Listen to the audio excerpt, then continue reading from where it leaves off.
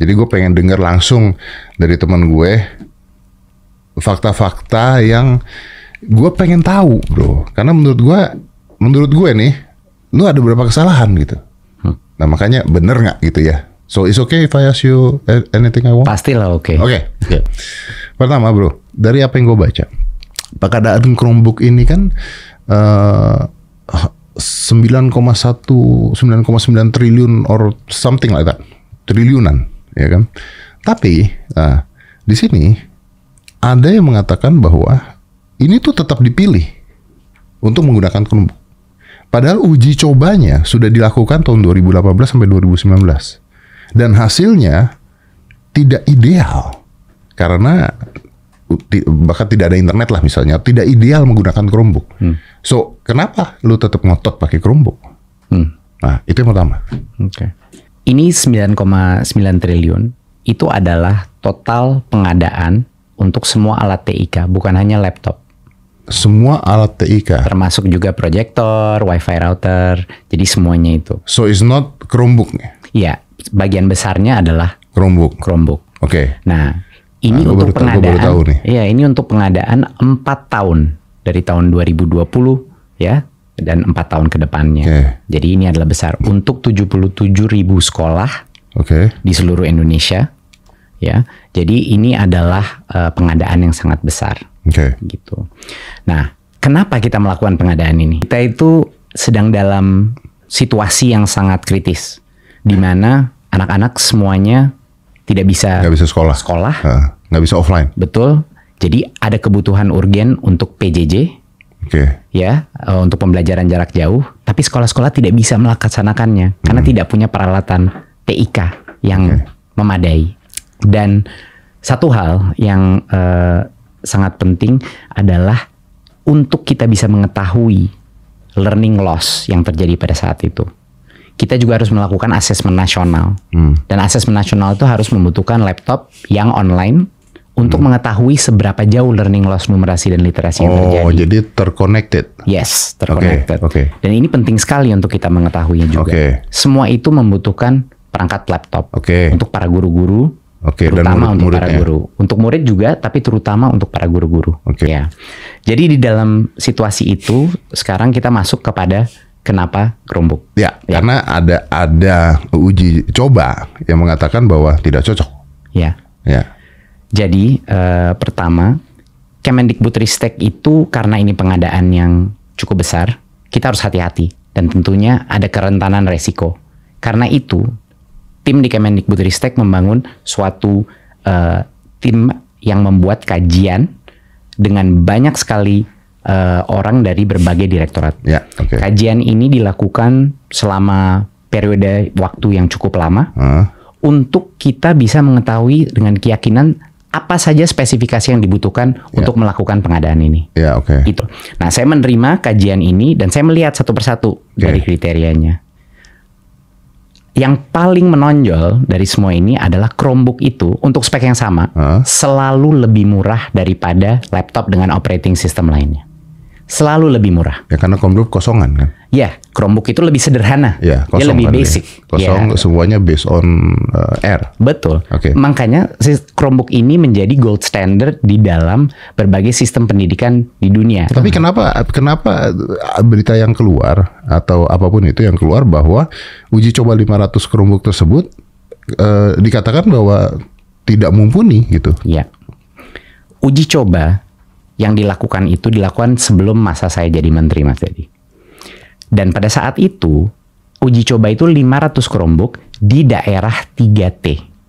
Di daerah 3T. 3T di mana ini yang tertinggal dong? Ya, tertinggal. Ya. Dan daerah situ bukan hanya tidak ada internet, bahkan listrik pun menjadi hal yang sangat sulit.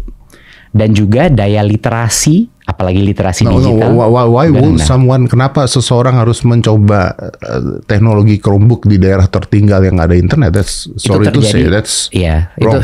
Itu terjadi sebelum saya. Jadi alasan utamanya saya pun tidak yakin, tapi kami melihat laporan ini dan yang banyak orang menggunakan ini sebagai narasi bahwa walaupun sudah direkomendasikan ini jangan digunakan. Ya, itu yang keluar kenapa sekarang. masih? Ya, itu ada narasi seperti itu. Ya.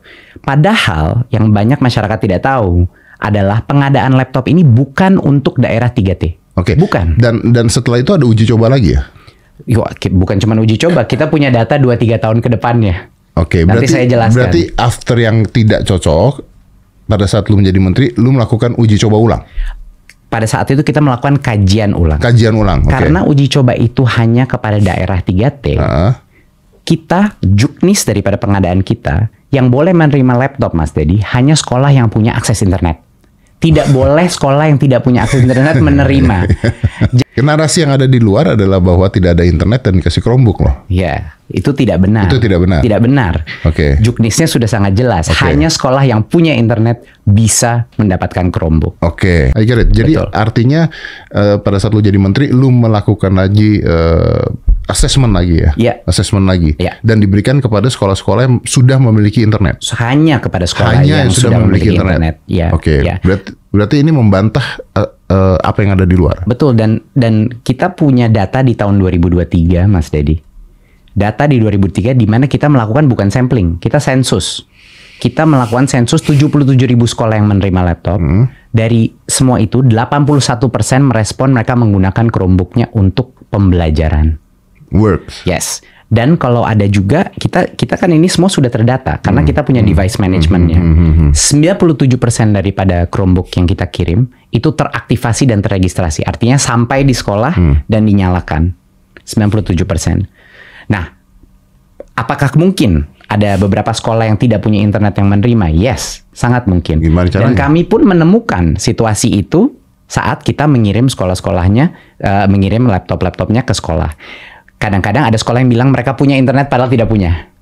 Kadang-kadang ada coverage 3G yang mungkin salah. Jadi kami melakukan realokasi juga. Dipindahkan. Dipindah kepada sekolah yang sudah ada. Dan kita lakukan ini secara berkala setelah melakukan pengadaan ini. Oke, itu cukup menjawab buat gue bahwa dari 28 saksi diperiksa sudah dilakukan 3 penggeledahan kan? Iya. Ya kan? Nah, ini cukup menjawab sih kalau lu nanya gue bahwa artinya lu memilih Chromebook karena dia sederhana dan assessment ulang sudah dilakukan, hanya dibagikan kepada. Boleh saya tambah juga nggak mengenai kenapa Chromebook ya? Karena ini jangan lupa Mas Dedi, ini adalah kajian yang saya terima dan saya mencerna semua ini. Jadi bukan hanya hardware-nya saja yang murah.